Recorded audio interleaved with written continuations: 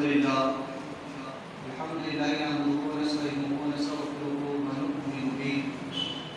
ونعوذ بالله من شرور انفسنا ومن سيئات اعمالنا من يهده الله فلا مضل له ومن يضلل فلا هادي له ونشهد ان لا اله الا الله وحده لا شريك له ونشهد ان سيدنا مولانا محمدا عبده ورسوله فقد قال الله تبارك وتعالى في القرآن المجيد والفرقان الحميد أعوذ بالله من الشيطان الرجيم بسم الله الرحمن الرحيم وقال فرعون يا حامان ابن لي صرحا لعلي أبلغ الأسباب صدق الله العظيم وبلغنا رسوله النبي الأمين المكين الكريم لم من الشاكرين وشاكرين والحمد لله رب العالمين بعد توحید میں خالق شب رسالت کے پروانوں غوث و خواجہ کے چاہنے والوں مصطفیٰ جان رحمت صلی اللہ تعالی علیہ وسلم کے دیوان دعائی آغاز گفتگو سے قبل ہمارا اپنے پر انتہائی خلوص و محبت کے ساتھ امت خضرا کی جانب پر لگا کر حضور آقا نامدار مدینے کے تاجدار ہم غریبوں کے ہم گسار جناب رحمت مجتبی محمد مصطفیٰ علیہ وسلم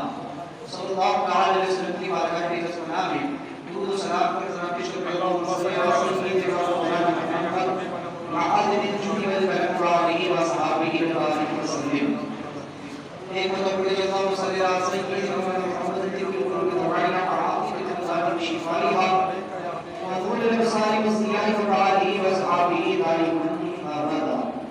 رسول برکت کے لیے اللہ صلی اللہ علیہ وسلم السلام على سيدنا محمد الذي تبعث بالوضع والخرج من الضوء بالعرائج والنار بالقرآن وحسن الخواتم ويسر السلام بوجهه الكريم وعلى آله وصحابه بكل لمحة نفس بأدل كل معلوم لك يا الله يا الله يا الله.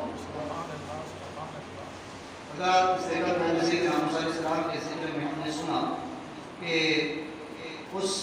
مرد مومن نے اس آل فرعون نے قوم کو نصیحت کی کہ اگر تم نے موسیٰ علیہ السلام سے الجھنے کی کوشش کی تو پھر گزشتہ اقوام کے حالات کو دیکھ لو کہ جنہوں نے اپنی نبیوں کو جھٹلایا ان کی دعوتوں کا مذاق اڑایا تو پھر ان قوموں کے ساتھ کیا ہوا اور اللہ تبارک و تعالیٰ پھر ایسی قوموں کو تباہ و برباد کر دینا. لہٰذا جب فرعون نے دیکھا کہ اس مرد مومن کی گفتگو سے حاضرین متاثر ہو رہے ہیں تو اس نے فوراً جو ہے تو اپنا انداز بدلا اور اس نے کہنے لگا کہ موسیٰ کو پرکھنا کوئی دشوار مرحلہ نہیں ہے، کوئی بڑی بات نہیں ہے. قرآن اس کے بارے میں کہتا ہے اس نے کہا وقال فرعون نے کہا یا حامان اے حامان تو جو ہے میرے لیے ایک محل بنا ابنی لی صرحا لعلی ابلغ الاسباب میرے لیے ایسا محل تعمیر کر کہ جس سے میں آسمان میں چڑھ سکوں، آسمانوں کی طرف میں جا سکوں. حامان جو ہے یہ اس کا وزیر تھا اور اس کے بارے میں کہا گیا کہ نہ تو یہ بنی اسرائیل سے تھا اور نہ ہی یہ فرعونی تھا، یعنی کہ قبطی تھا، نہ قبطی اور نہ ہی یہ سبتی تھا. اور یہ بھی ہے روایتوں میں کہ یہ فرعون کے ساتھ غرق نہیں ہوا بلکہ فرعون کے غرق ہونے کے بعد 100 سال تک زندہ رہا اور یہ اسی غم میں بگڑتا رہا، اسی غم میں اس کی زندگی گزری اور بدبخت ہو کر کے یہ بنا. لہٰذا اس سے جو ہے تو فرعون نے کہا کہ ایک محل تعمیر، ایک ایسا محل جو پکی اینٹ کا ہو، جو غارے اور مٹی سے آگ میں پکائی گئی ہو، اس کو کہتے ہیں سرحل، یعنی ایک ایسا محل کہ جو اینٹ غارے کا ہو، یعنی پکی ہوئی مٹی کا ہو، جس کو آج ہم اپنی زبان میں اینٹ بولتے ہیں، جس کو آگ میں پکایا جاتا ہے. اس لیے مفسر فرماتے ہیں کہ اس میں آگ کا اثر ہوتا ہے، اس لیے قبر کے اندر پکی اینٹ نہیں لگانی چاہیے، قبر کو جو ہے تو پکی اینٹ کی نہیں بنانی چاہیے، اس میں آگ کا اثر ہوتا ہے. کیونکہ قبر میں جو ہے تو معاملات کیا ہوتے ہیں ہم بارہا سن چکے. بہرحال اس نے کہا کہ میرے ایک ایسا محل تعمیر کر کہ جو غارے اور مٹی جو ہے، مٹی کا جو ہے تو اس میں آگ میں وہ پکا ہوا ایسا مضبوط محل جو ہے تو میرے لیے بنا، اس لیے تاکہ اسباب السماواتی، تاکہ میں جو ہے تو تو آسمانوں کی راہ تک جا سکوں، میں آسمانوں پر جا سکوں، الہ موسیٰ، اور پھر وہاں جا کر کے میں موسیٰ کے رب کو چھاپ کر کے آؤں، اس کے رب کو دیکھ کر کے آؤں کہ وہ کیسا ہے۔ وہ انی لَأَظُنُّهُ کاذبا، میرے خیال میں تو موسیٰ جھوٹے ہیں ماں۔ وَكَذَلِكَ زُيِّنَ لِفِرْعَوْنَ سُوءُ عَمَلِهِ، تو لہٰذا اس نے کہا کہ فرعون میرے لیے ایک ایسا محل بنا تاکہ میں اس پر چڑھ کر کے آسمانوں میں جا سکوں، ایک ایسا محل کہ جس سے آسمانوں میں جانے کے راستے ہموار ہو سکے اور میں اس سے جان سکوں کہ موسیٰ کا رب کیسا ہے۔ فصل فرماتے ہیں کہ اس کا یہ جو کلام ہے اس کو انہوں نے ظاہر پر محفوظ نہیں کیا، کیونکہ وہ کہتے کہ فرعون بے وقوف تھا کہ اس نے ایک ایسا محل کی تعمیر کرنے کا حکم دے دیا کہ انسان پہاڑوں سے اونچا محل کی تعمیر کر سکے، کیونکہ یہ قوت بشری سے باہر ہے۔ آپ اہرام مصر کو دیکھیں، مصر کے جو اہرام ہیں وہ انسانوں نے نہیں بنائے بلکہ وہ جناتوں نے بنائے۔ آدم علیہ السلام کی پیدائش سے کئی ہزار سال پہلے وہ بنے ہوئے، کیونکہ آدم علیہ السلام کے پیدائش سے بھی کئی سال پہلے یہاں جن رہا کرتے، تو لہٰذا ان جنوں کی وہ تعبیر انسان کے اختیار میں نہیں ہے کہ وہ کتنا بڑا محل بنا سکے۔ آج پھر بھی آپ دیکھیں کہ برج خلیفہ انسان نے بنایا، لیکن پھر بھی یہ اتنا اونچا محل نہیں، اس لیے بشریت میں اتنی طاقت نہیں ہے کہ وہ اتنا اونچا محل بنا سکے۔ تو پھر آسمانوں تک جانا، آسمانوں تک پہنچنا یہ کیوں کر ممکن؟ تو بعض نے کہا کہ اگر اس کلام کو ظاہر پر محمول کیا جائے تو فرعون ایک بیوقوف کہلائے، اور بیوقوف کی طرف رسول کو بھیجنے کا مقصد پورا نہیں ہو، کیونکہ جو انسان بیوقوف و پاگل ہو، جس میں سمجھ بوجھ نہ ہو، اس کی طرف رسول بھیجنے کا کیا فائدہ؟ وہ کہتے ہیں کہ فرعون بیوقوف نہیں تھا، لہٰذا اس کا یہ جو کلام ہے وہ انہوں نے جو ہے تو مجاز پر محمول کیا، یعنی کہ اس نے گویا کہ ایک طرح سے جو ہے تو یہ کہنا چاہتا تھا فرعون، اس کی دو توجہ ہے کہ حامان کو ہوا کہ اونچی جگہ پر رسدگاہ تیار کرے، ایسی اونچی جگہ ڈھونڈے شہر مصر کے اندر کہ جو جگہ سب سے اونچی ہو، اور پھر وہاں پر ایک گھر تعمیر کرے تاکہ وہاں بیٹھ کر میں کواکب کو دیکھ سکوں، ستاروں کو دیکھ سکوں، کیونکہ پہلے زمانے کے لوگ ستاروں کو دیکھ کر کے آنے والے اور گزشتہ حالات کا علم حاصل کیا کرتے، تو لہٰذا اس کا خیال یہ تھا کہ میں کواکب کے ذریعے سے یہ اندازہ لگا لوں گا کہ کیا واقعی موسیٰ علیہ السلام کو اللہ نے رسول بنا کر کے بھیجا، کیا واقعی یہ وہ رسول ہے کہ ان کا ستارہ دور ہو چکا ہے۔ تو ایک روایت تو یہ پیش کی گئی، اور دوسری یہ کہ فرعون موسیٰ علیہ السلام کے قول میں مزاج سمجھتا تھا، کہتا تھا کہ وہ جو کہتے ہیں کہ اللہ تعالیٰ آسمانوں سے خبر دیتا ہے اور ہر بات کا وہ یہ بارے کو نہیں کہتے کہ جب تک تجھے اللہ کی طرف سے حکم نہیں ہوگا میں کچھ نہیں کروں گا، تو لہٰذا وہ یہ چاہتا تھا کہ میں کسی طرح آسمانوں پر پہنچ کر کے وہاں جا کر دیکھ سکوں کہ کون رہتا، کیونکہ اگر کوئی انسان آسمان پر رہتا ہے تو یقیناً وہ زمین والوں سے افضل ہے، کیونکہ ظاہر سی بات ہے کہ اوپر ہے، وہاں سے وہ سب کچھ دیکھ رہا ہے۔ اس کا خیال تھا فرعون کہ کوئی انسان اگر آسمانوں پر ہو تو وہ زمین والوں سے افضل ہے، اگر واقعی میں وہاں کوئی ہے تو پھر ہم بھی مان لیں گے کہ ہم موسیٰ کا خدا ہے، ہم بھی مان لیا، اور اگر ایسا نہیں ہے تو پھر موسیٰ اپنی کام میں چھوٹے، اپنی بات میں چھوٹے، اس لیے موسیٰ کو پرکھنا کوئی جو ہے تو مشکل مرحلہ نہیں ہے۔ تو اس نے کہا کہ حامان کو ایک ایسا محل تعمیر کر کہ میں اس پر چڑھ کر کے خدا کا سراغ لگا سکوں، اس کو جھانک کر آؤں، دیکھ کر کے آؤں کہ وہ کیسا ہے۔ یہ فرعون کی ایک بہت بڑی گستاخی ہے خدا کی جناب، اس نے رب تعالیٰ کو اپنے جیسا جانا۔ میں نے اس سے قبل بھی کہا کہ انسان جب کسی سے برابری کا دعویٰ کرتا ہے، جب وہ کسی منصب کا اہل ہوتا ہے یا اہل نہیں ہوتا یا کسی منصب پر وہ بیٹھتا ہے تو وہ سمجھتا ہے کہ اگلا جو اس منصب پر ہے وہ اسی کے جیسا۔ جب وہ کسی کے جیسا، مثال کے طور پر اگر کوئی ایک پردھان منتری ہے، وہ بھی سوچے گا کہ دوسرے ملک کا بھی پردھان منتری میری جیسا ہوگا، وہ بھی ایسی ہوں، اس کے اختیارات ایسے ہوں گے۔ کوئی نگر پالیکا کا سیوا کرے وہ سمجھتا اگلا بھی ویسے تو وہ بھی میری جیسا ہوگا، جیسے میرے معاملات ویسے اس کی معاملات، لیکن یہاں معاملات بعض اوقات فرق بھی ہوتا ہے۔ لیکن مجھے بتانا یہ ہے کہ تقابل جب انسان کسی سے کرتا ہے تو پھر مد مقابل کو اپنے جیسا سمجھتا ہے۔ جیسے وہابیہ دیوبندیہ نے حضور نبی کریم صلی اللہ علیہ وسلم کو اپنے جیسا سمجھ لیا کہ نبی کی تو عام مثال ہے، ہمارے جیسے بشر۔ یہی غلطی فرعون نے بھی کی، سمجھا کہ میں خدا ہوں، میں بھی تو خدا ہوں، تو پھر موسیٰ جس خدا کی طرف بلا رہا ہے وہ بھی میرے جیسا ہوگا، وہ بھی کوئی انسان ہوگا، وہ بھی کوئی ایسا ہی ہوگا، اس کے بھی ہاتھ پیر کان ناک ہوگی، جس سے سنتا دیکھتا بات کرتا ہوگا کام کرتا ہوگا۔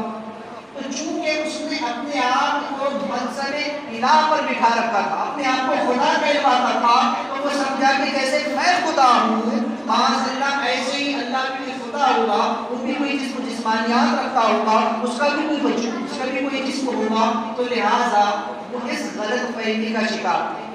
اور یہ باطل عقیدہ، اللہ تبارک و تعالیٰ ہر طرح سے پاک ہے، وہ سبحان ہے، نہ اس کا جسم ہے اور نہ وہ کس دیکھنے کے لیے آنکھ کا محتاج، نہ سننے کے لیے کانوں کا محتاج، اور نہ وہ کام کو کی تدبیر کرنے کے لیے ہاتھ پیر کا محتاج ہے، بلکہ اللہ ایک نور ہے جو انسانوں کی سمجھ میں نہیں آ سکتا۔ بس ہمارا عقیدہ یہ ہے کہ اللہ ایک نور ہے جس کو آج تک کسی نے نہیں دیکھا سوائے حضور نبی کریم صلی اللہ علیہ وسلم۔ تو رب تعالیٰ ایک غیب الغیب ہے، ایک ایسی ذات ہے کہ جس کو دیکھنا اس دنیا میں اس مادے کی آنکھوں سے محال۔ موسیٰ علیہ السلام نے خود جو ہے اس دنیا میں ان آنکھوں سے دیکھنے کی خواہش لائی، لیکن رب نے فرمایا سننے کے واقعے میں آگے کہ موسیٰ تم نہیں دیکھ سکو، اس دنیا میں ان مادے کی آنکھوں سے خدا کو دیکھنا محال۔ واقعی میں بتاؤں کہ جنت میں کیسے دیدار ہوگا۔ تو لہٰذا ہم یہ سمجھ بیٹھے کہ امید معاذ اللہ میرے خدا کی جناب میں بہت بڑی گستاخی ہے۔ یہاں پر مفسرین فرماتے ہیں کہ جو شخص یہ کہے کہ خدا آسمانوں پر رہتا ہے وہ کافر ہے، کیونکہ اس نے خدا کے لیے جگہ متعین کر دی، خدا کے لیے جہت متعین کر دی، اس کے لیے مقام متعین کر دیا، اس کو مقید کر دیا کہ وہ اسی جگہ پر ہے یا ہی رہتا ہے، جبکہ اللہ تبارک و تعالیٰ کسی بھی جگہ پر رہنے سے پاک ہے۔ یہ زمین یا آسمان یہ پوری کائنات جو ہے خدا کے دست قدرت میں، اس کی مٹھی میں جو خود اتنا بڑا ہے، اللہ اکبر اللہ اکبر، اللہ سب سے بڑا ہے، اللہ سب سے بڑا، کوئی شے ایسی نہیں کہ جس میں وہ سمجھ، لہذا ہر چیز کو اسی کی قدرت حامل ہے، ہاں اس کی جلوہ گری، اس کی رحمت ہر چیز میں صلاحیت ہے، لیکن رب تبارک و تعالیٰ کسی چیز پر ٹھہرنے سے پاک اور منزہ۔ یہ نہیں کہ وہ زمین پر رہتا ہے، آسمان پر رہتا ہے یا کہیں اور رہتا ہے، اس کے لیے رہنے کی جگہ متعین کرنا خود ہے۔ تو فرعون نے یہی کہا تھا کہ میں دیکھ کر کے آؤں کہ وہ آسمانوں پر رہتا ہے تو وہ کیسا ہے، تو یہ کفر ہے۔ تو لہٰذا اللہ تبارک و تعالیٰ اپنی شایان شان کے لائق جلوہ فرما ہے، وہ اپنے عرش پر ہے، کی شان سے ہے کہ وہی جانتا ہے، تو لہٰذا اس نے رب کی شان میں ایک بڑی گستاخی کی۔ تو لہٰذا اللہ تبارک و تعالیٰ نے اس کے بارے میں فرمایا کہ زُيِّنَ لِفِرْعَوْنَ سُوءُ عَمَلِهِ، اس نے کہا کہ میرے خیال میں تو موسیٰ جھوٹے، کیونکہ اس مرد مومن نے موسیٰ علیہ السلام کے بارے میں اور آخرت کے بارے میں اور دنیا کے بارے میں اور گزشتہ احوال جو قومیں گزر چکی ان کے بارے میں جو نقشہ اس نے کھینچا تھا، اس کو سن کر کے قوم کے اندر موسیٰ علیہ السلام کی طرف تصریح فرماتی کہ رغبت پیدا ہونے جا رہی ہے۔ تو فرعون نے جب دیکھا کہ اگر اس کی تقریر جاری رہی اور یہی معاملہ رہا تو لوگ موسیٰ پر اور اس کے رب پر ایمان لے آئے، تو لہٰذا اس نے جہاں اپنی بات بیان کی وہیں اپنا نظریہ بھی بیان کر دیا، یہ کہہ کر کے کہ وَإِنِّي لَأَظُنُّهُ كَاذِبًا، میرے خیال میں تو موسیٰ جھوٹے۔ اس نے اپنی بات رکھی کیونکہ ظاہر سی بات ہے اگر جب کسی کی ذات کو آپ مان لو گے تو اس کی بات بھی آپ مان لو گے، یہ اصول ہے، قاعدہ ہے، جب انسان کسی کی ذات کو مان لیتا ہے تو اس کی بات بھی مان لیتا ہے، اور جب تک ذات نہیں مانی جاتی بات بھی نہیں مانی جاتی۔ یہی وجہ ہے کہ سرکار صلی اللہ علیہ وسلم نے 40 سال تک اپنی ذات کو منوایا، لوگوں کے سامنے اپنا کردار رکھا، لوگوں نے دیکھا کہ یہ کبھی جھوٹ نہیں بولتے، یہ کبھی وعدہ خلافی نہیں کرتے، یہ کبھی غلط کام نہیں کرتے، یہ گناہ نہیں کرتے، ان کی زندگی خودی کی کتاب ہے، پاک و صاف زندگی ہے، ان کے دامن پر ایک دھبا بھی جو ہے تو برداشت کرنی ہے۔ ایسی شاپ، ایسی صاف اور شفاف زندگی حضور نے گزاری کہ لوگ امین و صادق کہنے پر مجبور ہو گئے۔ لوگوں نے حضور کی ذات کو مان لیا۔ جب 40 سال تک حضور نے اپنی ذات منوا لی، تب جا کر حضور نے کہا کہ لا الہ الا اللہ انی رسول اللہ، کہ اللہ کے سوا کوئی معبود نہیں اور میں اللہ کا رسول۔ تو حضور نے پہلے ذات منوائی، اس کے بعد اپنی بات لوگوں کے سامنے رکھی، تو پھر دھیرے دھیرے دور بھی آیا کہ لوگ حضور کے اخلاق کو دیکھ کر، حضور کے کردار کو دیکھ کر کے حضور علیہ السلام کا کلمہ پڑھ لیں۔ اپنی ذات کو پہلے منوایا، تو چونکہ جب کسی کی ذات مانی جاتی ہے تو اس کی بات بھی مانی جاتی ہے۔ فرعون نے سمجھ گیا کہ اگر لوگ موسیٰ کی ذات کو مان گئے تو اس کی بات بھی مان جائے، تو اس کا طریقہ یہ ہے کہ موسیٰ کی ذات کو بدنام کر دو، موسیٰ کو جھوٹا ٹھہرا دو۔ جب قوم موسیٰ کو جھوٹا سمجھے گی تو اس کی بات بھی نہیں مانے گی، اس کی بات پر یقین اور اعتماد وہ نہیں کرے گی۔ تو کہنے لگا میرے خیال میں تو معاذ اللہ موسیٰ جو ہے وہ جھوٹے ہیں۔ اللہ نے فرمایا وَكَذَلِكَ زُيِّنَ لِفِرْعَوْنَ سُوءُ عَمَلِهِ وَصَدُّوا عَنِ السَّبِيلِ، کہ پھر جو ہے تو ہم نے یوں ہی آراستہ کر دیا فرعون کے لیے اس کا برا عمل، اور روک دیا گیا وہ راہ راست سے۔ اس کا جو برا عمل تھا وہی اللہ تعالیٰ نے اس کے سامنے پردے بنا کر کے ڈال دیا، اور وہ اپنے آپ ہی میں ہو کر کے رہی، اپنے آپ سے وہ باہر نہ نکل سکا۔ اس کے عمل کو وہ یہ سمجھتا تھا کہ میں جو کر رہا ہوں وہی صحیح ہے، میں جو فیصلہ دے رہا ہوں وہ حق ہے، وہی درست ہے، تو لہٰذا اللہ نے اس کے عمل کو جو ہے اس کے لیے حجاب بنا۔ یہ ہر انسان کا حال ہوتا ہے، جب بھی انسان گناہ کرتا ہے، غلط کام کرتا ہے، تو اس کا عمل اس کے لیے حجاب بن جاتا ہے، پھر وہ اس کے پار دیکھنا نہیں چاہتا۔ انسان جب گناہ کرتا ہے تو وہ اس میں ایسا منہمک ہو جاتا ہے کہ وہ اس کے آگے پیچھے سوچنا گوارا نہیں کرتا کہ اس کا انجام کیا ہوگا، اس گناہ کی سزا کیا ہوگی، اس گناہ کا انجام کیا ہوگا، دنیا میں کیا ذلت و رسوائی ہوگی اور آخرت پر کیا عذاب ہے۔ اس وقت اس کی آنکھ پر، اس کی عقل پر پردہ پڑ جاتا ہے۔ فرعون کی عقل پر بھی اس کے عمل کا پردہ پڑ گیا۔ اللہ نے فرمایا اور وہ روک دیا گیا ہدایت پانے سے۔ لہذا وَمَا كَيْدُ فِرْعَوْنَ إِلَّا فِي تَبَابٍ، اور اس کا سارا اپنا فریب نہیں تھا مگر اس کی اپنی بربادی کا سبب۔ تو لہذا وہ جو فریب کر رہا تھا تو وہ اس کی ہی بربادی کا سبب تھا۔ جیسے کہ انسان اگر گناہ کرتا ہے، جیسا کہتے ہیں نا اپنی عام زبان میں، بلی اگر آنکھ بند کر کے دودھ سمجھتی کوئی نہیں دیکھتا۔ انسان جب گناہ کرتا ہے وہ سمجھتا ہے مجھے کوئی نہیں دیکھ رہا، مجھے کچھ نہیں ہونے والا ہے، کچھ نہیں کرنے والا ہے، لیکن یہ فرشتے قیامت کا دن بیٹھے ہوئے رب کے علم میں اس کا ذرہ ذرے کا حساب موجود ہے۔ وَمَن يَعْمَلْ مِثْقَالَ ذَرَّةٍ خَيْرًا يَرَهُ وَمَن يَعْمَلْ مِثْقَالَ ذَرَّةٍ شَرًّا يَرَهُ۔ اس کا ذرے ذرے کا حساب لکھا جا رہا ہے۔ انسان سمجھتا ہے کہ میں گناہ کروں کوئی نہیں دیکھ، کوئی میرے عمل سے خبردار نہیں ہے، میرا کچھ نہیں بگڑنے والا، لیکن اس کا اعمال لکھا جا رہا ہے۔ قیامت کے دن جب اس کا اعمال نامہ اعمال سے ہاتھ میں لے جائے گا تب اس کی سمجھ آئے گی کہ میں دنیا میں کس غفلت میں پڑا تھا۔ اس کا برا عمل اس کے لیے حجاب بن جاتا ہے، لہٰذا وہی اس کے لیے بربادی کا سبب بھی بن جاتا ہے۔ تو فرعون جتنی تدبیریں موسیٰ علیہ السلام کے خلاف کرتا تھا کہ کسی طرح موسیٰ کو تباہ و برباد کر دے، ختم کر دے، قتل کر دے، اس کی ساری تدبیریں اسی کی طرف جو ہے تو الٹی پڑتی تھی۔ تو رب تعالیٰ نے فرمایا کہ اس کی جو ساری تدبیریں تھیں وہ اسی کی طرف ڈالی گئی، اور اس طرح سے وہ لوگ جو ہے جو ایسے ہوتے ہیں وہ گمراہی میں اور خسارے میں پڑ جاتے ہیں۔ حدیث پاک میں ہے کہ نبی کریم صلی اللہ علیہ وسلم نے فرمایا کہ اللہ تعالیٰ جیسے آنکھوں سے محجوب ہے ایسے ہی بصائر سے بھی پوشیدہ ہے۔ یعنی جس طرح خدا کو اس دنیا میں ان باتیں کی آنکھوں سے نہیں دیکھ سکتے، اسی طرح ہماری بصیرت، ہماری سوچ، ہماری فکر، ہمارا فہم جو ہے وہ ادراک نہیں کر سکتا کہ خدا کیسا۔ میں ایک مثال دیتا ہوں کہ انسان آسمان کو دیکھتا ہے لیکن دیکھنے کے باوجود بھی آسمان مکمل اس کی نگاہوں میں نہیں سماتا۔ جہاں تک انسان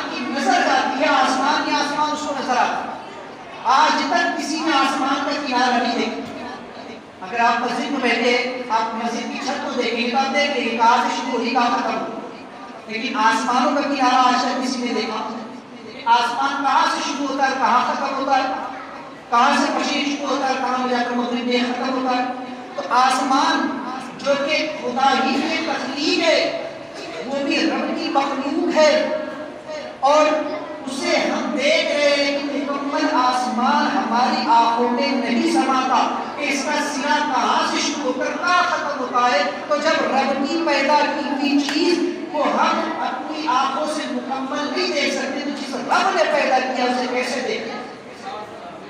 انسان خیال کرتا رہے, تصور کرتا رہے آسمان کیسا ہے کہاں ہے, لیکن اس کے بارے میں مکمل حقیقی معلومات نہیں لے سکتا. تو جس رب نے پیدا کیا ہے انسان نہیں جان سکتا کہ وہ رب کیسا ہے.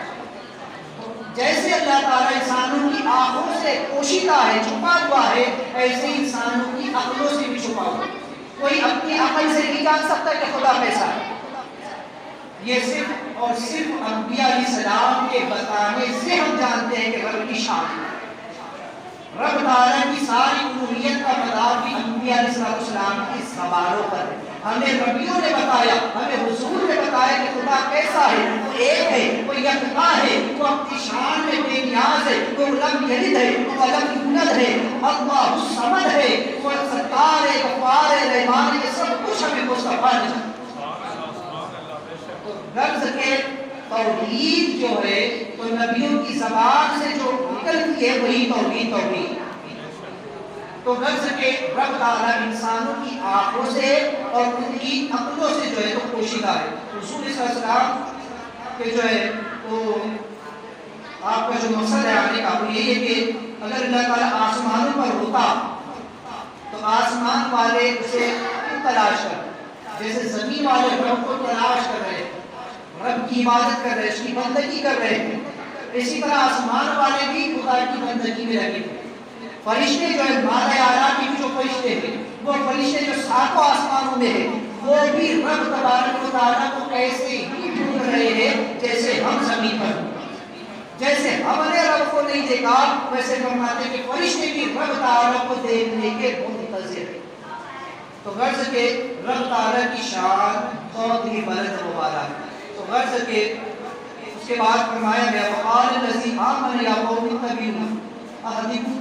سبیل الرشاد. وہ جو مرد مومن تھا, مومن آل فرعون, اس نے کہا کہ میری قوم تم میری اتباع کرو, میرے پیچھے چلو اس لیے کہ میں تمہیں بھلائی کی راہ بتاؤں. سبیل الرشاد, میں تمہیں سیدھا راستہ دکھاؤں گا, ہدایت کا راستہ دکھاؤں گا, صحیح راستہ تمہیں بتاؤں گا, تمہاری رہبری کروں گا. تم میری بات سنو, میرے پیچھے چلو, میری اتباع کرو. یہاں پر جو ہے تو مفسرین فرماتے ہیں کہ اس مرد مومن نے جو کہا کہ میری اتباع کرو, بے شک اس کو حق پہنچنا ہے, کیونکہ وہ تھا مرد مومن, وہ تھا موسیٰ علیہ السلام پر ایمان لانے والا. لہذا جو شخص شریعت کا پابند ہو, اگر وہ یہ کہے کہ میری اتباع کرو, میرے پیچھے چلو, میں تمہیں سیدھا راستہ دکھاؤں گا, تو اس کے پیچھے چلنا چاہیے. اس لیے کہ وہ نبی کے تابع ہوتا, کیونکہ ولایت بھی وہی کارگر ہے جو نبی کے صدقے پہ تھی. لہذا کوئی بھی ولی اگر یہ کہتا ہے تو وہ نبی کے تابع فرمان ہوتا. سرکار کو صفات جن کا مبارک مہینہ ہے وہ خود فرماتے ہیں کہ ہر ولی کسی نہ کسی نبی کے زیر قدم ہے, اور میں رسول نبی کریم صلی اللہ علیہ وسلم کے زیر قدم ہوں. لہذا جو آپ نے فرمایا قدم حاضر علی رحمت کلی ولی اللہ, میرا یہ قدم تمام اولیاء اللہ کی گردن پر, تو فرماتے کہ مصطفیٰ جان رحمت صلی اللہ علیہ وسلم کا قدم میری گردن پر, اور میرا قدم تمام اولیاء اللہ کی گردن پر. تو چونکہ سب ولیوں کو یہ حکم ہے کہ وہ غوث پاک کی اتباع کریں, کیونکہ غوث پاک رسول پاک کی اتباع کریں. لہذا وہ لوگ وہ غیر متعلق جو یہ کہتے ہیں کہ کسی کی اتباع نہیں کرنی چاہیے, وہ یہاں سے سبق لیں. اللہ تعالیٰ نے اس مومن آل فرعون کی بات کو بطور تعلیم کے بیان فرمایا. اگر کسی کی اتباع کرنا شرک ہوتا, ناجائز و حرام ہوگا تو یہاں پر اس کی بات کو سراہا نہیں جاتا، بلکہ اللہ نے ہمیں تعلیم یہی دی کہ اہدنا الصراط المستقیم، کہ دعا کرو کہ اللہ کو سیدھے راستے پر چلا۔ صراط الذین انعمت علیہم، راستہ ان کا جن پر تم نے انعام فرمایا، اور وہ کون ہے؟ تو فرمایا وَأَنْعَمَ اللَّهُ مِنَ النَّبِيِّينَ وَالصِّدِّيقِينَ وَالشُّهَدَاءِ وَالصَّالِحِينَ، ان لوگوں کا راستہ جن پر اللہ نے انعام کیا وہ ہے کہ جو نبیوں کی جماعت ہے، صدیقین کی جماعت ہے، شہداء صالحین اولیاء اللہ کی جماعت ہے۔ تو ان کی اتباع کرنا اللہ نے خود فرمایا یا ایھا الذین آمنوا اتقوا اللہ وابتغوا الیہ الوسیلہ، کہ لوگوں اللہ سے ڈرو، میری طرف وسیلہ تلاش کرو، ان لوگوں کی پیروکار ہو جاؤ، ان کا دامن تھام لو، ان کا دامن تھام لو گے کچھ تک پہنچ جاؤ۔ تو اس مرد مومن نے بھی یہی کہا کہ لوگوں میری اتباع کرو، میری جو ہے تو پیروی کرو، تو میں تمہیں اصل مقصود تک پہنچا دوں گا۔ تو لہٰذا فرماتے کہ اس میں اشارہ ہے کہ سیدھا راستہ انبیاء اور اولیاء کی اتباع میں امانتاً رکھا گیا۔ جو سیدھا راستہ ہے نا وہ انبیاء اولیاء کی پیروی کرنے میں، ان کے پیچھے چلنے میں ہی رکھا گیا۔ جو لوگ نبی اور ولیوں سے کٹانے کی کوشش کرتے اور کہتے ہیں کہ معصوم نبی کو مرتبہ مل گئے، مزاروں پر جانے سے کچھ نہیں ہوتا، نبیوں ولیوں کی ماننے سے کچھ نہیں ہوتا، آج کی تاریخ میں معصوم کو ماننا بھی حرام ہے، ایسے ہی لوگ جو گمراہ ہوتے ہیں جیسے فرعون گمراہ۔ تو ان اللہ والوں کا دامن اگر ہاتھ میں رہے، اتباع کرے تو پھر انسان گمراہ نہیں ہوتا۔ اس مرد مومن نے کہا یا قومی انما ھذہ الحیات الدنیا متاع، کہنے لگا کہ میری قوم یہ جو دنیا ہے نا بہت مختصر ہے، اس کا جو ساز و سامان ہے بہت تھوڑا سا ہے، بہت قلیل ہے۔ اللہ نے فرمایا کل میں آپ فرما دیجیے متاع الدنیا قلیل، دنیا کا جو ساز و سامان ہے بہت تھوڑا ہے، بہت کم ہے۔ آج لوگ اس دنیا کے پیچھے لگے ہوئے، اس دنیا کے پیچھے بھاگ رہے، اس دنیا کی حقیقت کیا ہے، اس دنیا کی کا معاملہ کیا ہے اس کو سمجھ لیں۔ کہ یہ جو دنیا ہے اس کے بارے میں فرمایا گیا کہ کسی عارف نے کہا کہ محمد بن علی فرماتے ہیں کہ امم سابقہ میں پچھلی جو امتیں گزر گئی ان کے عقل مندوں کے نزدیک یہ دنیا مذموم رہی، لہٰذا اس آل فرعون نے بھی یہی کہا کہ یہ دنیا تو ایک حقیر چیز ہے، تم اس کے پیچھے لگے ہو۔ کسی عارف باللہ نے کہا کہ دنیا اگر فانی ہوتی، دنیا سونا اور فانی ہوتی اور آخرت ٹھیکری اور دائمی ہوتی تب بھی یہ آخرت دنیا سے بڑی۔ اگر دنیا جو ہے سونے کی مانند ہو لیکن ختم ہونے والی، اور آخرت وہ اگر پتھر کی مانند ہو لیکن باقی رہنے والی ہو تو وہ چیز زیادہ فائدے مند، کیونکہ جس چیز نے فنا ہونا ہے، ختم ہونا ہے، اس کی تو کوئی اہمیت نہیں ہے۔ عبداللہ بن مسعود رضی اللہ عنہ فرماتے ہیں کہ رسول اللہ صلی اللہ علیہ وسلم نے جو ہے ایک مرتبہ چٹائی پر آرام فرما رہے تھے اور آپ کے جسم مبارک پر اس چٹائی کے نشان پڑ گئے، تو ابن مسعود رضی اللہ عنہ نے ذکر کیا رسول اللہ اگر آپ حکم دے تو ہم آپ کے لیے روئی کا گدا تیار کریں، آپ کے لیے نرم کاٹی ہم جو ہے تو تیار کر دے۔ آپ علیہ السلام نے فرمایا مجھے دنیا کی کوئی ضرورت نہیں، بلکہ اس لیے کہ میری دنیا اس سوار کے جیسی ہے جو درخت کے نیچے تھوڑی دیر بیٹھ کر کے چل دے گا۔ آپ علیہ السلام نے قوم کو امت کو پیغام ہم اسی دنیا کو سب کچھ سمجھ بیٹھے، بس ہمیں تو ہمیشہ چلیے ہم اس دنیا کے ساز و سامان میں جٹے ہوئے، گھر میرا بن جائے، اچھے سے اچھا گھر ہو، یہ ہو وہ ہر چیز ہو۔ آقا کریم اسلام نے فرمایا کہ میری دنیا تو بس اتنی ہے کہ جیسے سوار ہوتا ہے، مسافر ہوتا ہے، جب سفر کے لیے نکلتا ہے تو اگر وہ راستے میں کسی جگہ پر ٹھہرتا ہے تھوڑی دیر کے لیے، تھوڑی دیر آرام کرتا ہے، تو واپس اپنا سفر جاری کر دیتا ہے۔ یہی دنیا ہم یہاں مختصر وقت کے لیے آئے، یہاں گنتی کی سانسیں ابھی دی نہیں، اسے ہمیں برباد نہیں کرنا ہے۔ جیسے مسافر کا اصل مقصد اس کی منزل ہوتی ہے کہ مجھے ہر حال میں میری منزل تک پہنچنا ہے، وہ درمیان میں اگر ٹھہرتا ہے تو اتنی دیر کے لیے ٹھہرتا ہے کہ تھوڑی دیر آرام کر لے، تھوڑی دیر وہ کھا پی لے اور حاجت سے فارغ ہو جائے، باقی اس کی ساری توجہ اپنی منزل پر ہوتی ہے۔ اسی طرح انسان آخرت کا مسافر ہے، اس کی منزل جنت ہے، اسے وہاں پہنچنا ہے۔ یہ دنیا تو ایک سرایہ ہے، یہ دنیا تو ایک راستہ ہے جس سے وہ گزر رہا ہے، یہاں سے وہ ضرورت بھر کی چیز لے لے، اسے آرام کی ضرورت ہو۔ اللہ نے فرمایا کہ ہم نے رات کو آرام کے لیے بنایا تو تھوڑے آرام بھی کر لیا جائے، ہم نے دن کو جو ہے تمہارے لیے محنت و مشقت کے لیے بنایا تو تم حلال روزی بھی کماؤ، ہماری عبادت بھی کرتے رہو، تمہاری ساری توجہ آخرت کی طرف ہونی چاہیے کہ ہم آخرت کے مسافر ہیں، ہمیں اس منزل پر پہنچنا ہے، ہمیں قبر کی منزل میں جانا ہے، ہمیں آخرت میں پہنچنا ہے، ہمیں یوم الحشر میں جانا ہے۔ لہٰذا یہ دنیا جو ہے تو صرف ایک گزرگاہ ہے، یہاں پر اتنی دیر کو جتنی دیر مسافر ہوتا ہے۔ اور ایک روایت میں ہے کہ حضرت سیدنا ابو ہریرہ رضی اللہ عنہ فرماتے ہیں کہ رسول اللہ صلی اللہ علیہ وسلم نے ایک مرتبہ میرا ہاتھ پکڑا اور مجھ کو لے کر کے گئے ایک جو ہے تو گندگی کے ڈھیر کے قریب، اور وہاں پر ایک بکری مری ہوئی پڑی جس سے سخت قسم کی بدبو آ رہی تھی، آقا کریم اور اس کو جو ہے تو کتے نوچ کر کے کھا رہے تھے۔ آقا علیہ السلام نے فرمایا کہ ابو ہریرہ جانتے ہو یہ کیا ہے؟ کہا کہ یہ دنیا کی مثال ہے، اور یہ دنیا کی مثال ہے، اور یہ جو گندگی ہے یہ دنیا ہے، اور یہ جو بکری اس پر مری پڑی ہے یہ دنیا کا ساز و سامان ہے، اور یہ جو صرف بدبو آ رہی ہے تو جسے تم محسوس کر رہے اس کی بدبو انسان کو نہیں آئے گی، بلکہ آخرت میں اس کو جو ہے اس کا احساس ہے کہ بدبو سے اس وقت آئی۔ اس کی مثال ایسی ہے کہ جب انسان کو زکام ہوتا ہے تو اسے خوشبو سنائی نہیں دیتی، اسے کوئی چیز کی بدبو نہیں آتی۔ اسی طرح انسان کو جب گناہوں کا زکام ہو جاتا ہے تو اس کو گناہ کی بدبو نہیں آتی، جبکہ ہر چیز کی بدبو ہوتی ہے، گناہ کی بھی بدبو ہوتی ہے، نیکی کی خوشبو بھی ہوتی ہے، لیکن انسان کو کیوں محسوس نہیں ہوتی؟ اس لیے کہ مادیت میں گرے ہوئے اللہ والے اس کو دیکھتے بھی اور سونگتے بھی۔ آقا کریم صلی اللہ علیہ وسلم امام حسن اور حسین کو سونگ کر کے فرماتے تھے یہ جنت کے پھول ہیں، مجھے ان سے جنت کی خوشبو آتی۔ اللہ والے سن لیتے ہیں، وہ دیکھ بھی لیتے، ہم مادیت میں گرے ہوئے ہمیں دکھائی نہیں دیتا، کہا کہ بول رہے یہ دنیا ہے دنیا، اور یہ جو بکری مری ہوئی پڑی ہے یہ دنیا کا ساز و سامان ہے، اور یہ کتے اس کو نوچ رہے نا یہ وہ ان لوگوں کی مثال ہے کہ جو دنیا پر ٹوٹ پڑتے ہیں، جو اپنا سارا وقت دنیا پر لگا دیتے ہیں، وہ دنیا کے کتے ہیں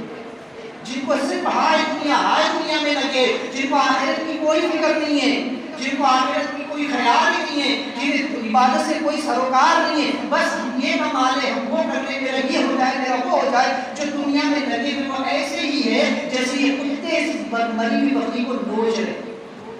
اسی آپ فرماتے ہیں کہ شہد دکھائے زہر پلائے قاتل جائے شوہر خوش، اس مردار پہ کیا للچایا، یہ دنیا دیکھی بات، یہ دنیا مردار کی طرح ہے، ایک مرے ہوئے کی طرح، جس طرح مرے ہوئے سے بدبو آتی ہے وہی اس کا حال۔ اگر اس دنیا کی کوئی حقیقت کوئی اہمیت اللہ کے نزدیک ہوتی تو مچھر کے پر کے برابر بھی ہوتی تو پھر یہ دنیا کوئی چیز ہوتی، لیکن اللہ کے نزدیک اس دنیا کی جو ہے تو حیثیت اس کی اوقات ایک مچھر کے پر کے برابر نہیں، اور آج لوگ اس دنیا پر مر رہے ہیں۔ تو لہٰذا یہ دنیا صرف ایک گزرگاہ، اسے آخرت کا جو ہے تو ہمیں اس میں سامان تیار کرنا ہے۔ لہٰذا اس مرد مومن نے کہا کہ یہ جو دنیا ہے تو ایک دھوبی کی جگہ ہے، بہت مختصر سی جگہ ہے، اور میری قوم میں جو ہے تمہیں سیدھے راہ کی طرف بلا رہا ہوں، اور یہ جو دنیا ہے یہ فنا ہونے والی ختم ہونے والی، اس کی ایک مدت ہے، انسان کی خود ایک مدت ہے، یہ پیدا ہوا ہی اس لیے کہ اس کو مرنا، یہ دنیا بنی ہی اس لیے کہ اس کو فنا ہونا، اور باقی رہنے والی جو چیز ہے فرمایا وَإِنَّ الْآخِرَةَ هِيَ دَارُ الْقَرَارِ، اور آخرت جو ہے وہ ہمیشہ ہمیشہ کے لیے رہنے والی ہے، جو آخرت ہے وہ باقی ہے، وہ ہمیشہ رہنے والی ہے، جب انسان جنت میں چلا جائے گا تو وہ ہمیشہ کے لیے رہے، خالدین فیہا ابدا، فرمایا کہ جو اس میں ایک مرتبہ داخل ہو گیا تو کبھی نہیں نکالا جائے، ہمیشہ ہمیشہ کے لیے وہ جنت میں رہے گا، نہ اسے موت آئے گی، نہ بیماری ہوگی، نہ کسی قسم کا حسن و ملال ہوگا، نہ کوئی پریشانی ہوگی، تو باقی رہنے والی تو آخرت ہے۔ تو انسان کو فکر آخرت کی کرنی چاہیے، جیسے آج ہم اگر کوئی دھندا بزنس کرتے ہیں تو ہم یہ دیکھتے ہیں کہ نقصان کم زیادہ کس کو، جس میں نقصان زیادہ ہونے کا خدشہ ہے اس کو چھوڑ دیتے ہیں، اور جس میں ہمیں زیادہ منافع نظر آتا ہے اس کام کی طرف جاتے ہیں، بھلے ہی تھوڑی دیر لگے گی لیکن منافع زیادہ ملے گا، گاڑی تھوڑی لمبی جائے گی، تھوڑی دیر کھیت کٹے گا لیکن منافع اچھا ہے نا، ہر انسان اپنا فائدہ دیکھتا ہے۔ ہم دنیا کے معاملے میں ہر طریقے کا فائدہ دیکھتے ہیں، سبزی خریدنے جاتے ہیں تو ہم دیکھ کر کے خریدتے ہیں، سبزی اچھی ہو گلی بھی نہ ہو، سڑی ہوئی نہ ہو، خراب نہ ہو. اگر زیادہ نرم ہے تو بولے جلدی خراب ہو، تھوڑی کڑک لے لو، تھوڑی سی ہلکی کچی لے لو تاکہ کچھ دن رہ بھی جائے تو خراب نہ ہو. تو انسان کتنی فکر کرتا ہے اس دنیا کو. جب وہ خریدنے کے لیے نکلتا ہے تو دیکھتا ہے پوری طریقے سے، ٹٹولتا ہے کہ کہیں مجھے نقصان نہ ہو جائے، مجھے خسارہ نہ ہو جائے. ایک مٹکا بھی خریدنے کے لیے جاتے ہو تو اسے بجا کر کے دیکھتے ہو کہ پکا ہے کہ کچا ہے. اور کتنی افسوس کی بات ہے کہ یہ دنیا جس نے خود بنا ہونا ہے اور آخرت جس نے باقی رہنا ہے، انسان اس کی کوئی فکر نہیں کرتا، اس کے لیے کوئی اعمال ہی نہیں کرتا، اس کے لیے کوئی تیاری ہی نہیں کرتا کہ ہمیں آخرت کی کوئی تیاری کرنی جس نے ہمیشہ باقی رہنا ہے. تو اس مرد مومن نے ان کو یہی چیز یاد دی کہ تم اس دنیا کے چکر میں مت پڑو. یہ دنیا اس فرعون کی حکومت ایک دن ختم ہو جائے گی، یہ دنیا کی زندگی ختم ہو جائے گی، یہ سلطنت کب تک باقی رہے گی؟ یہ بھی فنا ہو جائے گی. باقی رہنے والی صرف آخرت. تو میں تمہیں آخرت کی طرف بلا رہا ہوں، میں تمہیں سبیل الرشاد کی طرف بلا رہا ہوں. تم میری اتباع کرو، میرے پیچھے چلو، لہٰذا تم فلاح پاؤ گے، آخرت میں تمہارا بھلا ہوگا. اور اگر تم فرعون کے چکر میں رہے، فرعون کے پیچھے پڑے رہے تو یہ دنیا تو فانی ہے ہی، تم اپنا نقصان کر رہے ہو. وہ من عمل سیئۃ فلا یجزی الا مثلها. کہنے لگا کہ وہ کہ جس نے برے کام کیے اسے سزا دی جائے گی اس قدر جتنا کہ اس نے کیا. اگر انسان نے اس دنیا میں برے عمل کیے تو پھر آخرت میں اس کے لیے ویسی ہی سزا بھی جو ہے تو تیار اللہ نے کر رکھی ہے، اس کو اس کی سزا ملی.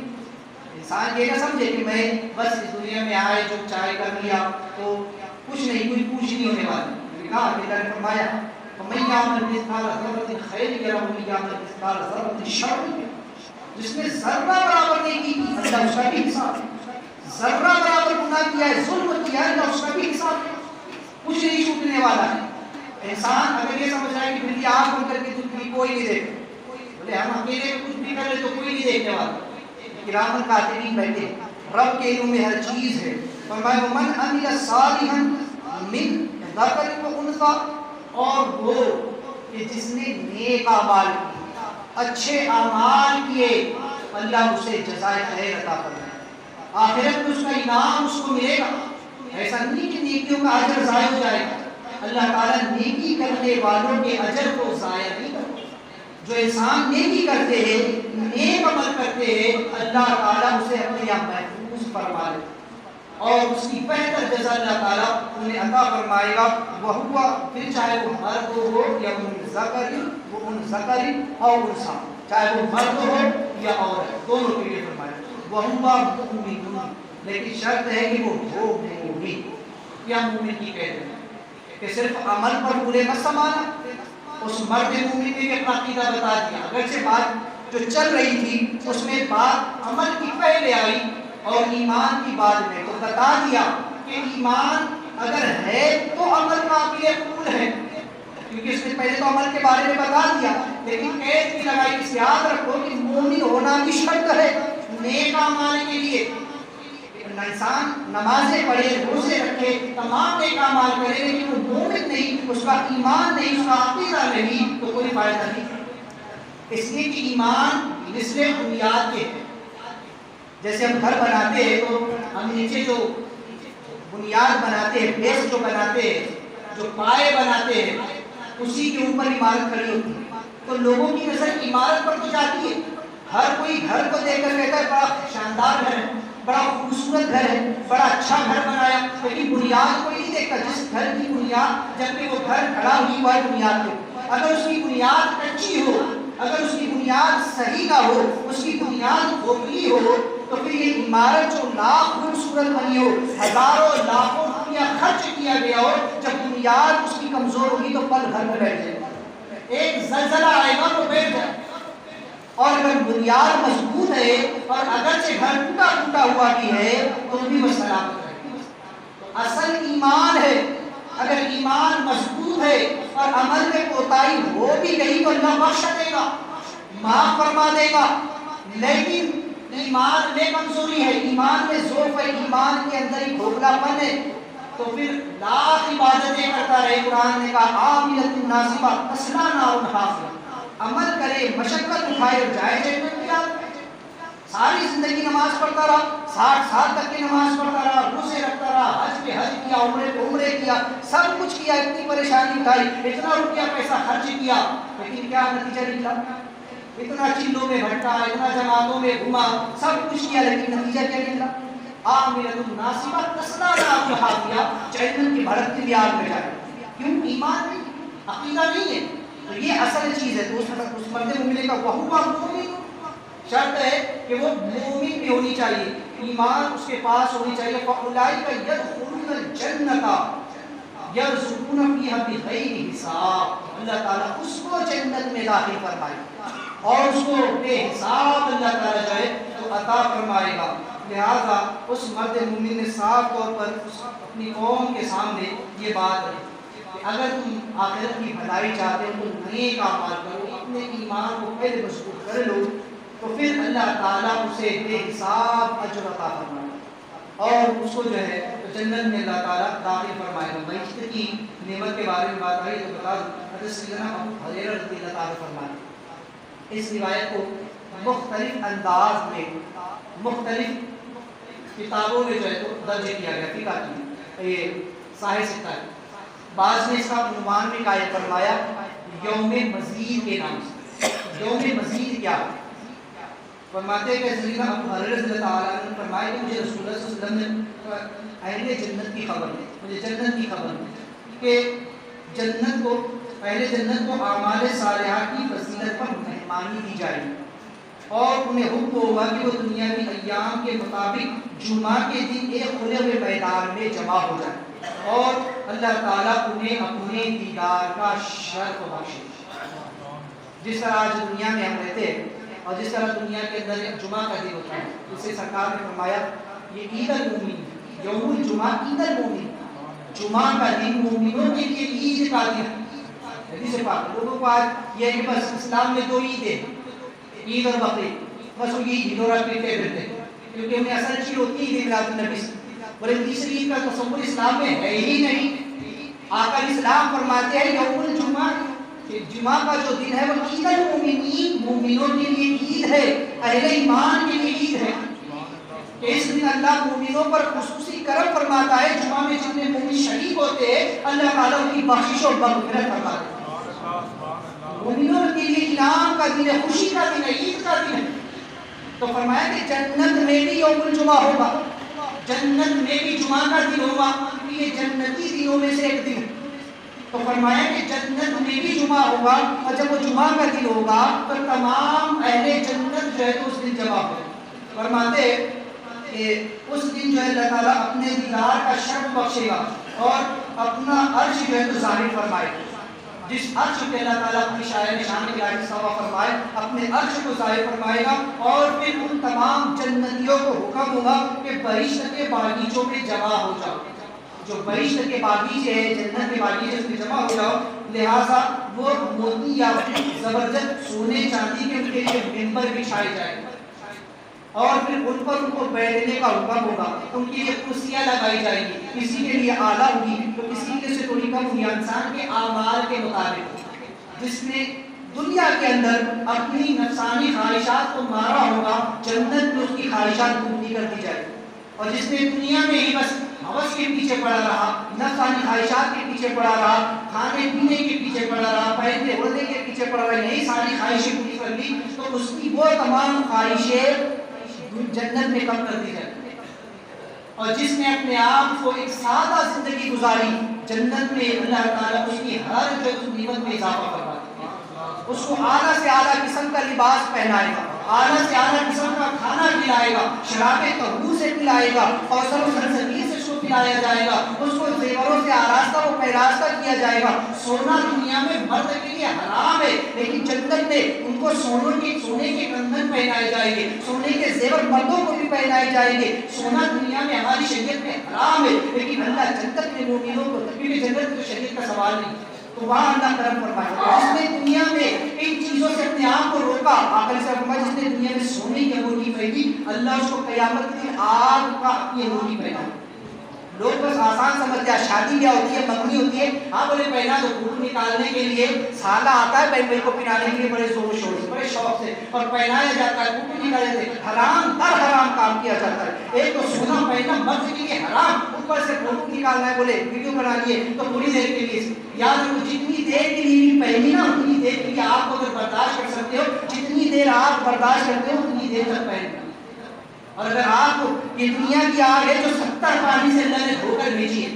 دنیا کی آگ تو تھوڑی دیر کے لیے آگ پر رکھ کر دیکھو کیا انجام ہوتا ہے، وہ آخرت کی آگ، جہنم کی آگ جو اس آگ سے 70 گنا زیادہ دہتی ہوئی ہے اور وہ کالی ہے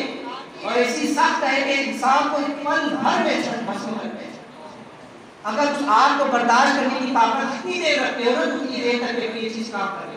تو بہرحال تو فرمایا کہ ان کے لیے سونے چاندی کے ممبر بچھائے جائیں گے، اس پر ان کو بٹھایا جائے گا۔ حضرت ابو ہریرہ رضی اللہ عنہ عرض کی کہ یا رسول اللہ صلی اللہ علیہ وسلم کیا ہم اللہ تعالیٰ کو دیکھیں گے، کیا ہم رب کو دیکھیں گے وہاں جنت میں؟ رسول اسلام نے فرمایا ہاں، جیسے تم دنیا میں سورج اور 14ویں رات کے چاند کو دیکھتے ہو کیا تمہیں بھی شک ہوتا ہے؟ کہا نہیں، کہا ایسے ہی تم جنت میں اللہ تعالیٰ کا دیدار کرو۔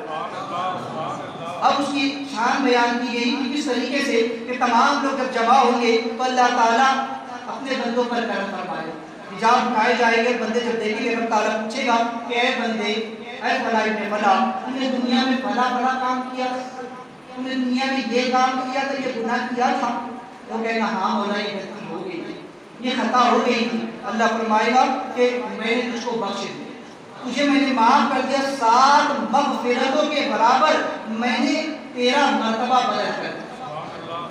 میں نے تیرا مقام جو ہے تو جنت میں بلند کر دیا۔ لہٰذا وہ لوگ آپس میں گفتگو کر رہے ہیں کہ بادل ان کے اوپر چھا جائے اور اس بادل سے خوشبو برسے گی اور پھر جو ہے اللہ تعالیٰ کی دید لوگوں کو ہوگی اور اللہ تعالیٰ فرمائے گا کہ جاؤ، جا کر کے ایک روایت بھی ہے کہ پہلے ہوگی اور ایک روایت بھی ہے ان کو حکم ہوگا کہ جاؤ اور جنت کے بازار میں جا کر سیر۔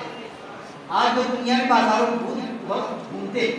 عورتیں تو بہت زیادہ بازاروں میں جاتی، سب سے زیادہ عورت کے لیے تو یہاں تک حکم ہے کہ وہ حج یا عمرہ کے لیے بغیر محرم کے لیے جا سکتے ہیں اور بازاروں میں گھومتی۔ لوگ کیا بازاروں میں جاتے ہیں، آقا کریم صلی اللہ علیہ وسلم فرماتے ہیں کہ جو صبح سویرے اٹھ کر کے بازار کی طرف گیا اس کے ہاتھ میں شیطان کا چھڑا، اور جو صبح سویرے اٹھ کر کے مسجد کی طرف گیا، نماز کے لیے گیا، فجر کے لیے گیا، اس کے ہاتھ میں رحمان کا چھڑا۔ آج تو فکر ہوتی ہے، پہلے دن میں سے اٹھا بولے مارکیٹ تھک گیا ہوگا، اچھا گوشت بھی جائے، پہلے وہاں چلو، نماز کی فکر نہیں ہے، بولے اچھا گوشت نکل جائے گا، ابھی تو ویسے بھی خراب چلے، اچھا پہلے دیکھ کر کے سامنے کاٹنے کا ساتھ اس کی فکر ہے، نماز کی فکر نہیں ہے کہ نماز چلی، پہلے اٹھتے ہی اس کو فکر ہے گوشت کی، بازار کی، مارکیٹ کی۔ یاد رکھو جو گیا وہ شیطان کا جھنڈا لے کر گیا، جو دنیا میں اپنے آپ کو روکے گا نا، اللہ کریم سے فرماتے ہیں کہ جنت میں جنت کا بازار لگے گا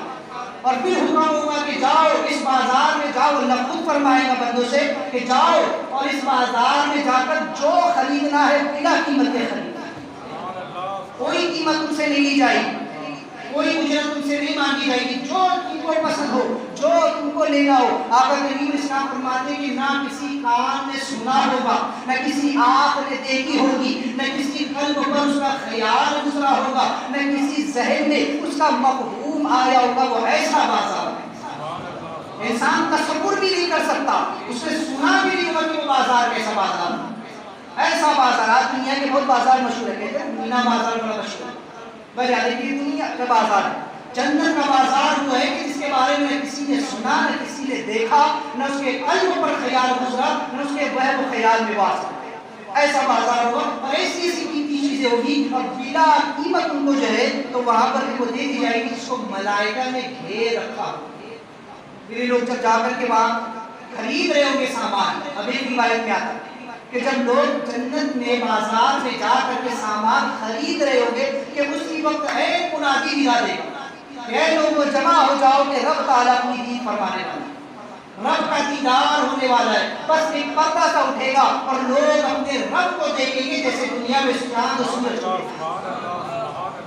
اس رب کی دید کے سبب، رب کی زیارت کے سبب، خدا کو دیکھنے کے سبب ان کے چہرے ایسے روشن اور منور ہو جائیں گے کہ جب وہ لوٹ کر کے اپنے گھروں کو آئیں گے جنت میں، اپنے گھروں کو پہنچیں گے تو ان کی بیویاں ان کا انتظار کر رہی ہوں گی، اور وہ جب دیکھیں گی تو کہیں گی کہ تم جب گھر سے گئے تھے تو اتنا نور تمہارے چہرے پر نہیں تھا، جب لوٹ کر آئے تو تمہارے چہرے روشن ہو گئے۔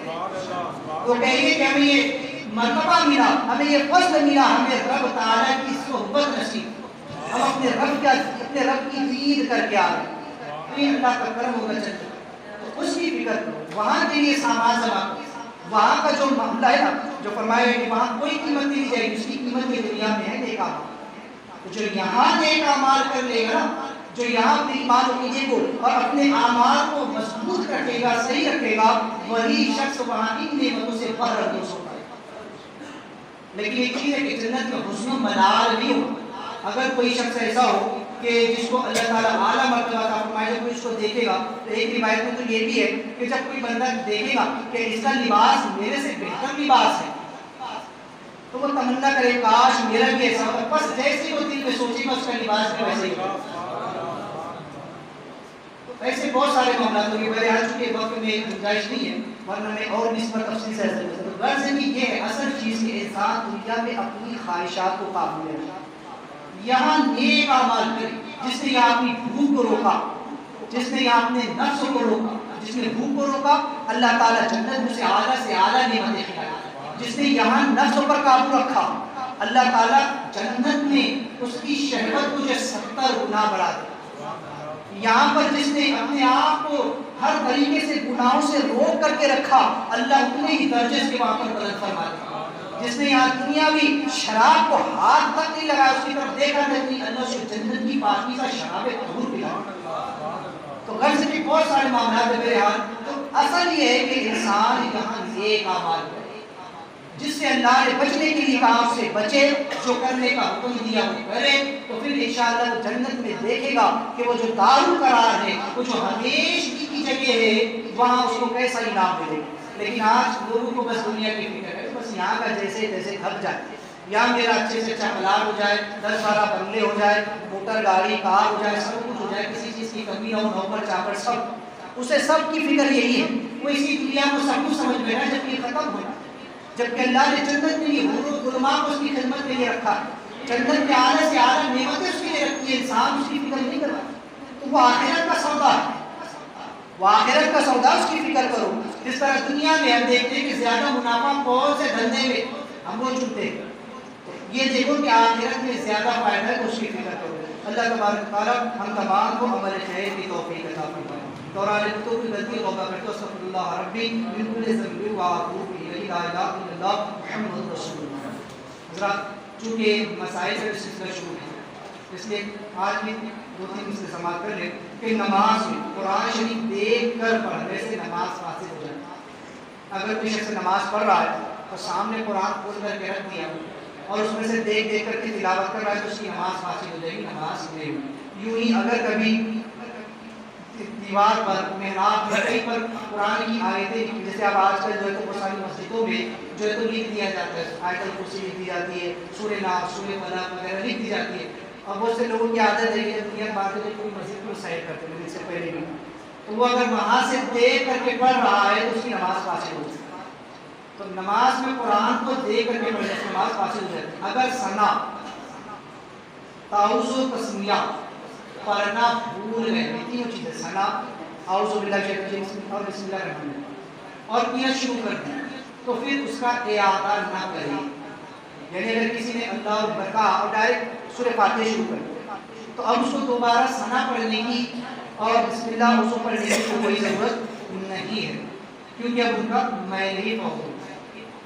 لہٰذا اب اس کو دوبارہ نہ پڑھیں۔ امام نے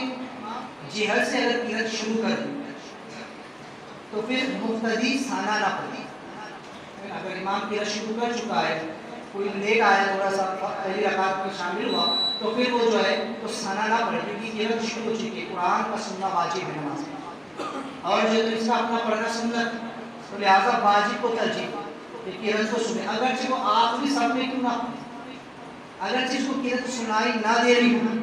بلکہ یہاں تک ہے کہ اگر سری نماز ہو اور گمان ہے کہ امام قرأت شروع کر چکا ہوگا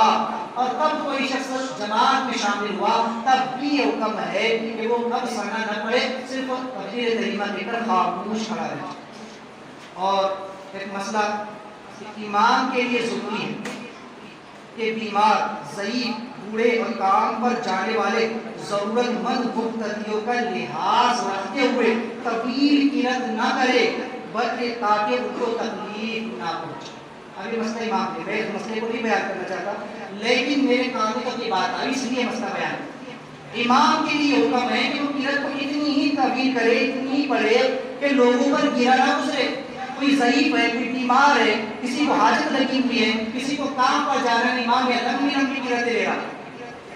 مقروض اس کو کہا گیا۔ درمیانہ قرت، درمیانی انداز میں نماز ہو، نہ بہت لمبی ہو نہ بہت چھوٹی، بہت سے لوگوں کو کھجلی ہوتی ہے۔ امام صاحب نے کہا محمد کر دیا، آپ نے اتنی جلدی نماز پڑھا دی، آج تو ایسا ہو گیا۔ امام کے انسان ہے، وہ کوئی فرشتہ نہیں کہ آسمان سے اترا ہے کہ اس سے غلطی نہیں ہوگی، کبھی ایک آدھ تصویر کم زیادہ ہو جاتی ہے، کبھی ایک آدھ آگے کم زیادہ ہو جاتی ہے۔ تو اتنی لمبی نماز پڑھا دی، کبھی اتنی جلدی نماز پڑھا دی۔ تم نماز پڑھنے آئے ہو کہ امام کا ٹائم گننے کے لیے آئے ہو؟ اگر ایسا ہے تو پھر اماموں کو بتا دو کہ اتنی دیر میں پڑھنی ہے، ان کے سامنے گھڑی لگا دو کہ یہی اللہ اکبر کہنا، یہیں پہ سلام پھر دینا۔ وقتوں سے اپنی نماز پڑھو، پھر ٹائم دے کے 5 منٹ کی نماز، 10 منٹ کی نماز، 20 منٹ کی نماز۔ یہ نماز نہیں ہے، یہ عبادت نہیں ہے، تمہارے دل کی طرف۔ ارے مومن تو وہ، نمازی تو وہ کہ اس کا دل قرت کی طرف لگا۔ ارے یہاں بس لگے رہتے اماموں کے پیچھے، انگلی لگی کہ نہیں، قرت ہوئی کہ نہیں، یہ رکوع لمبا، یہ والا سجدہ کچھ زیادہ ہو گیا، اس میں تھوڑی ایسا ہو گیا۔ اماموں کے پیچھے کب تک پڑے رہو؟ اپنی نمازوں کا خیال کرو، اپنی نمازوں کو دیکھو، لوگوں کو اپنی فکر نہیں ہوتی۔ یہ تو وہ ہے یہ لوگ کہ تمہارے پیدا ہونے کی اذان سے لے کے مرنے کی نماز تک انہوں نے کام آ رہا ہے، پھر پیچھے کھڑے کے کھڑے چھوڑ اماموں کی قیمت پھر شروع کی شروع۔ کسی نے ٹھیک ہی کہا کہ یا رسول اللہ تیرا کھائے تیرے غلاموں سے پوچھے، ہے ملک کا جو کھانے پکانے والے نمازیں پڑھے اور اماموں سے پوچھے، جن کے پیچھے پڑھ تم کسی مسجد رہتے۔ اللہ اپنے سنی عطا فرمائے۔ بہرحال یہ مسائل تھے، اللہ تعالیٰ ان کو عمل کی توفیق عطا فرمائے۔